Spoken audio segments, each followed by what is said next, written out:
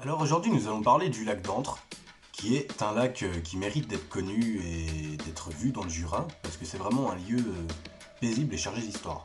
Donc le lac d'Antre, c'est un lac qui est situé à 800 mètres d'altitude dans la commune de Villard-Derriat, qui est dominé par une roche de plus de 160 mètres, qui s'appelle elle aussi la roche d'Antre.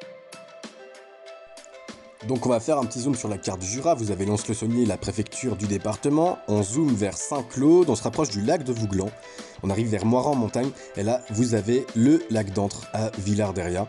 Et donc on se rapproche, on met le satellite, et là, juste au-dessus, il y a un belvédère, vraiment je vous le conseille. Donc là j'ai posté une photo du belvédère que j'ai mis sur mon Instagram, je vous laisserai le lien de mon Instagram dans la description de la vidéo si ça vous intéresse. Donc comme je le disais, c'est un lieu qui est extrêmement chargé en histoire, parce que déjà, au 1er siècle de notre ère, il y avait une présence, c'était celle des Romains, et d'ailleurs il y avait des thermes non loin, donc à Villard-Derriat vous pouvez passer devant des fouilles archéologiques qui sont fermées au public, je crois, pour rénovation. Et donc il y avait un temple qui était dédié au dieu Mars, donc ce qui prouve que le lieu est occupé depuis déjà longtemps. Donc le lieu était abandonné au 3e siècle par les Romains.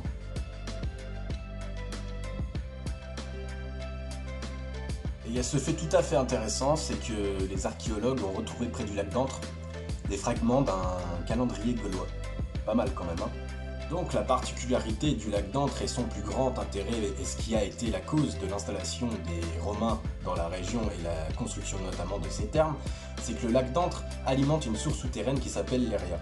Par le trop-plein de ses eaux, le lac alimente cette source, et donc pour rendre cette alimentation plus rapide, les Romains avaient construit un barrage. Et donc, en amont, il y avait le site gallo-romain, donc les thermes, et il y avait ce fameux pont d'Arche où jaillissait la source de manière plutôt impressionnante. Et on pense que cela arrivait par un système de vannes. C'est une hypothèse que les archéologues ont émise. Donc là, vous pouvez voir le pont d'Arche où jaillissait la source de nos jours. Et donc ça, c'est une vue d'artiste du pont d'Arche à l'époque des Romains.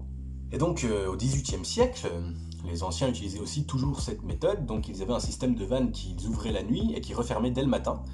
Et pendant la nuit, ça permettait à la source de venir alimenter toute l'industrie du village.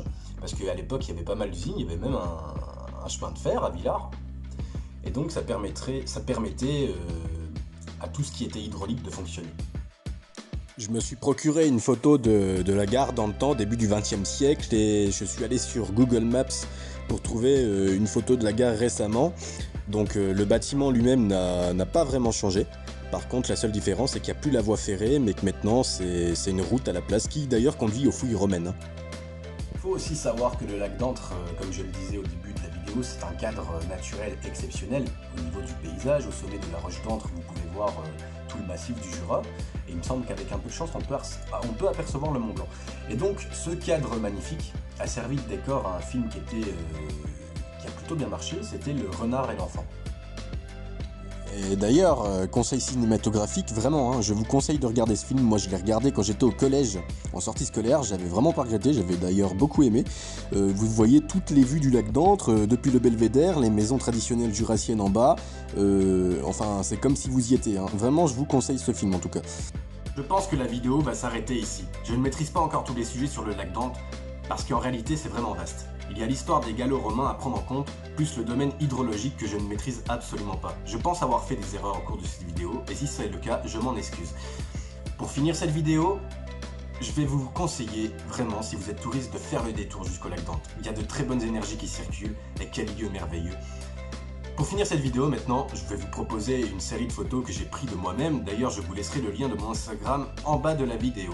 J'ai pris quelques photos sur internet. Voilà, je vous remercie d'avoir suivi cette vidéo et je vous dis à très bientôt pour de nouveaux projets. Ciao tout le monde!